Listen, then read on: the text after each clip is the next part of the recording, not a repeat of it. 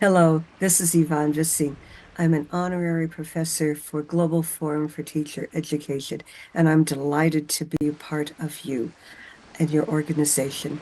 It is so important to learn about the environment because as teachers, we can inspire and help to protect the world that we live in. Because the environment is the one thing that unites us all. And so it is so important for us all to be one under the same sky, to drink the same water, to breathe the same air. And so learning more about the environment and how to protect it is so important. And I thank Dr. Munir Moosa for bringing this course to you and all of us together. Thank you for the opportunity to be with you, to be a part of you, and to inspire where I can. Let me be a part of the Global Forum for Teacher Education, especially in your pursuit of environmental justice. Thank you so much. This course is developed by Dr. Munir Moosa Sadruddin, a teacher, researcher, and socio-educational theorist. He is the founding volunteer director of the Global Forum for Teacher Educators, where he offers free education to teachers and volunteers his expertise to support children, youth, women, and elders from disadvantaged communities. Dr. Munir has delivered guest lectures at various institutions worldwide. He is credited for developing several educational models and frameworks, including the socio-eco-ethical model of human rights education. The world is affected by natural disasters, including floods, earthquakes, wildfires, tornadoes, cyclones, storms, droughts, and landslides. The change in weather patterns such as extreme cold or hot weather, rise in the sea level, and extreme pollution are threatening human lives, bringing challenges to forefront beyond our imagination. According to United Nations International Children's Emergency Fund, the environment is the set of conditions that surround living beings, including both natural and human-created features. It consists of elements like air and water that are vital for supporting life. We breathe air, use water, eat fresh vegetables and fruits, but are we taking care of our environment in return?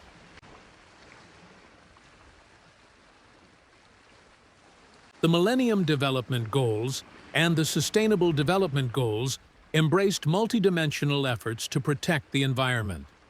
Goal 7 of the MDGs focused on ensuring environmental sustainability. Under the SDGs, this commitment continues through clean water and sanitation, Goal 6, affordable and clean energy, Goal 7, climate action, Goal 13, life below water, Goal 14, and life on land, Goal 15. Without collective efforts, the Sustainable Development Goals toward a green, clean, and safe environment cannot be achieved. Good environment matters for the survival and sustainability of human health and well-being. We cannot ignore ongoing floods, fatal heat waves, and water shortage in the world. Instead, we need to build strong, positive relationship with environment and make collective efforts to reduce the risks of negative consequences. There is a need to come closer to nature and do enough as we do for ourselves or for our loved ones.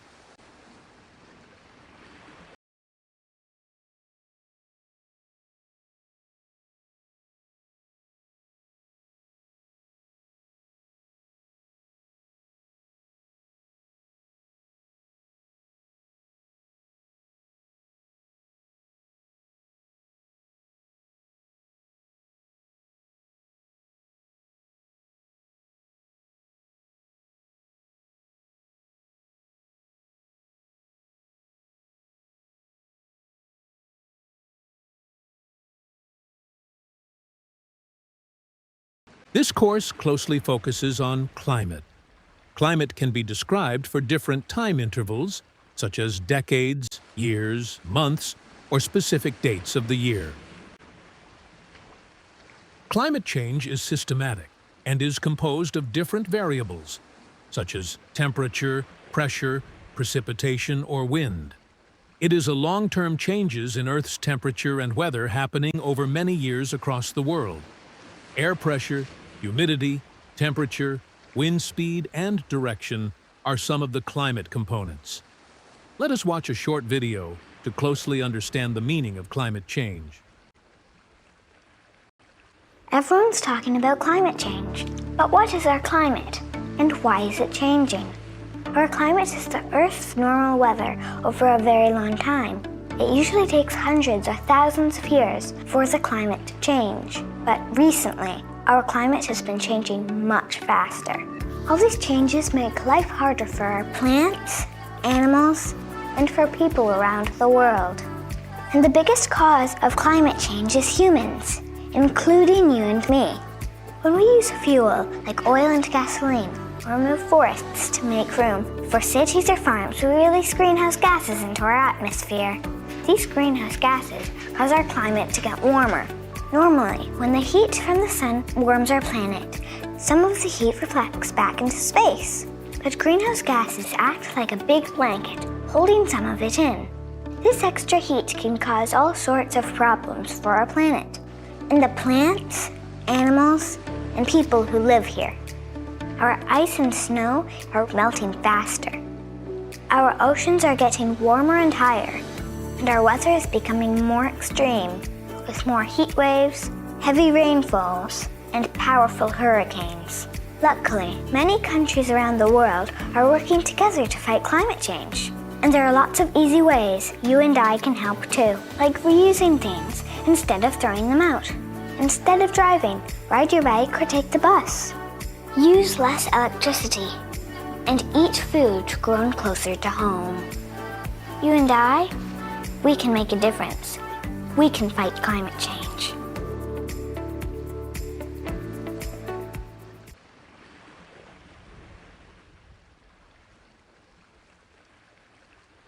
According to the Climate Risk Index 2026, all the countries are at high risks of climate change. Climate-related hazards such as floods, heat waves, wildfires, and droughts have claimed more than 0.83 million lives and caused economic losses of trillions of dollars between 1995 and 2024. High, unusual, or recurring extreme events poses a serious threat to human lives and demands urgent climate action.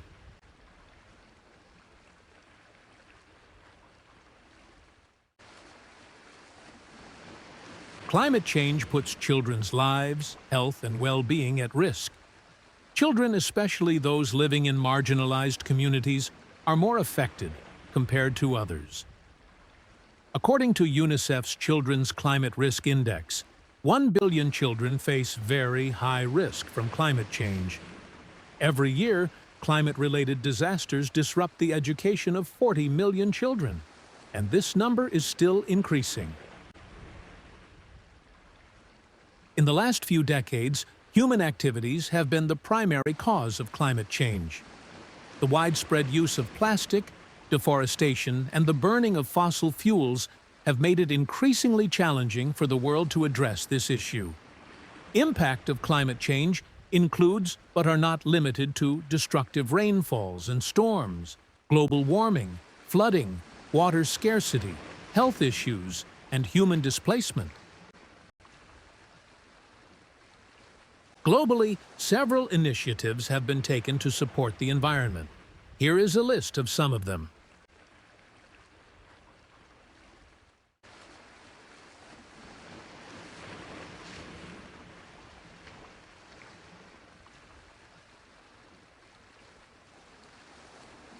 The United Nations Environment Program works globally and regionally to protect the environment.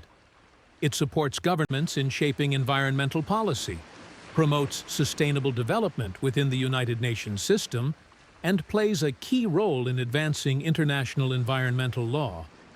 The Sustainable Development Goals further promote environmental protection by emphasizing that human well-being depends on a healthy planet. we need to reflect on how we can play an active role in protecting our environment. For the next few minutes, listen to the real story of a person's experience with the environment.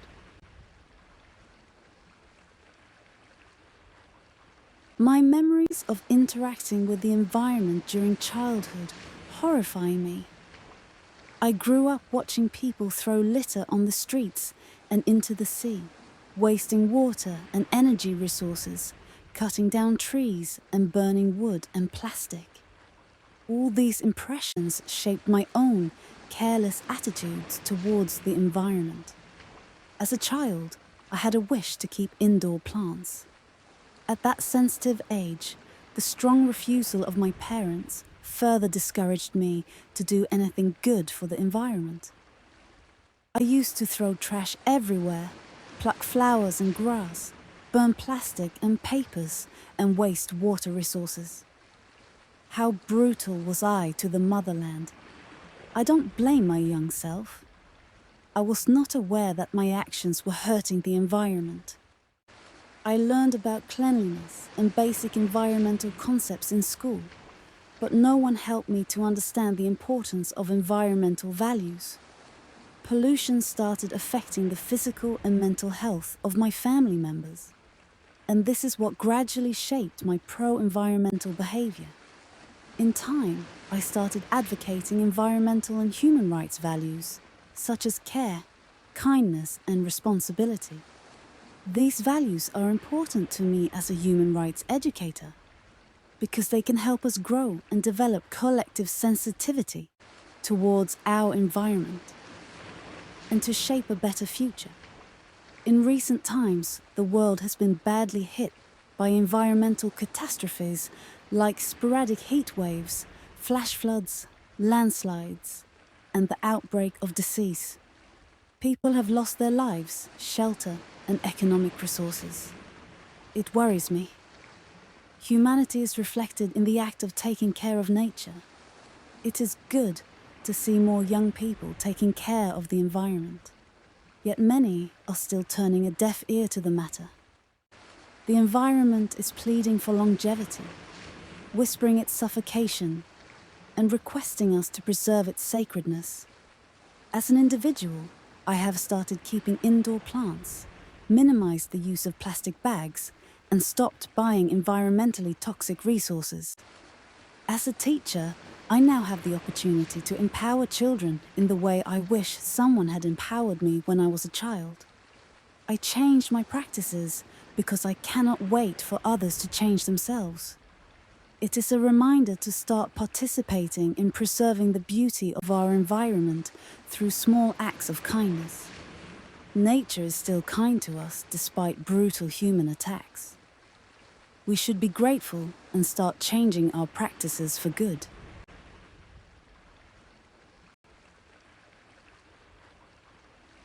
According to the United Nations Environment Program, pollution includes air, water, soil, marine, chemical, and waste pollution. Human activities cause most types of pollution. For example, burning fossil fuels for transport, electricity, and industry releases harmful gases. Everyday actions such as driving short distances instead of walking, wasting electricity during the day, using sprays and paints, burning waste, and overusing fertilizers and pesticides also contribute to environmental pollution. Environmental hazards greatly affect human health.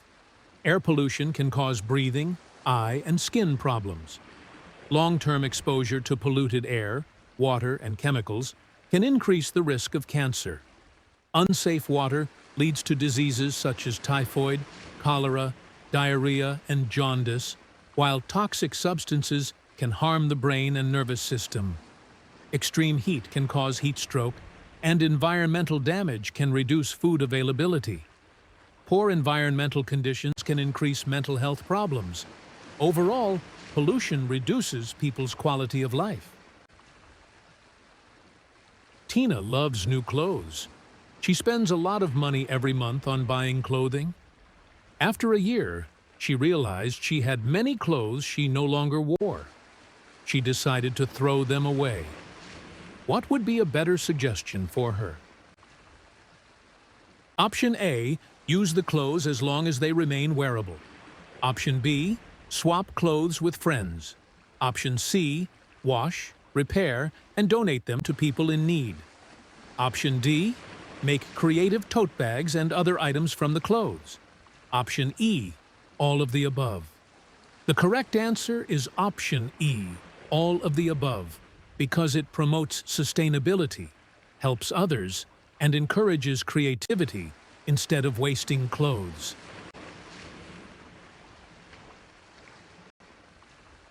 Climate change is a global emergency that transcends national borders and demands coordinated action at all levels. While taking personal responsibility and participating in initiatives such as cleaning the environment, reducing plastic waste, and conserving water and energy are important, they are not enough. Real solutions begin with educating people about the environment, not only the young but also adults and elders. Developing environmental awareness, along with skills for self-empowerment in climate action, is essential for nurturing responsible, informed, and proactive global citizens. However, public environmental literacy remains low, largely due to limited awareness campaigns and the inadequate inclusion of environmental education in school and university curricula worldwide. Climate awareness is one of the most important issues of our time. Our planet is facing serious challenges: rising temperatures, melting ice caps, pollution, and loss of biodiversity. These changes affect our health, food, and water security, and the future of all living beings. That's why understanding climate change and taking action is not a choice anymore. It is a responsibility. Education plays a key role in this. When learners understand what causes environmental problems, they become more aware of how their daily actions, such as saving energy, reducing waste, or using public transport, can make a difference. Teachers, on the other hand, can inspire students to think critically, take part in eco-friendly projects, and spread their awareness in their communities. Together, learning and teaching about climate issues build responsible citizens who care about the earth. If every classroom grows into a space of environmental awareness, then we are not only learning facts, but we are learning how to protect our future. So let's remember, small actions, when multiplied by millions of people with knowledge and awareness, can change the world. Thank you. Students and teachers can play an active role in protecting the environment by building awareness and skills, understanding environmental challenges, proposing solutions, and taking action. There are many ways to protect our environment. The first step is to develop a love and respect for nature. Spend quality time outdoors, water plants, or meditate near greenery. Practice responsible waste management by recycling and reusing old clothes. Avoid using single-use plastics. Instead, use eco-friendly products, glass containers, and cloth bags. Save energy by turning off lights and electronics when not in use. Walk short distances instead of using vehicles. Plant trees and grow your own fruits and vegetables if possible. Make natural fertilizers from kitchen scraps like banana peels, eggshells, and used tea leaves. The most important responsibility is to keep your surroundings clean.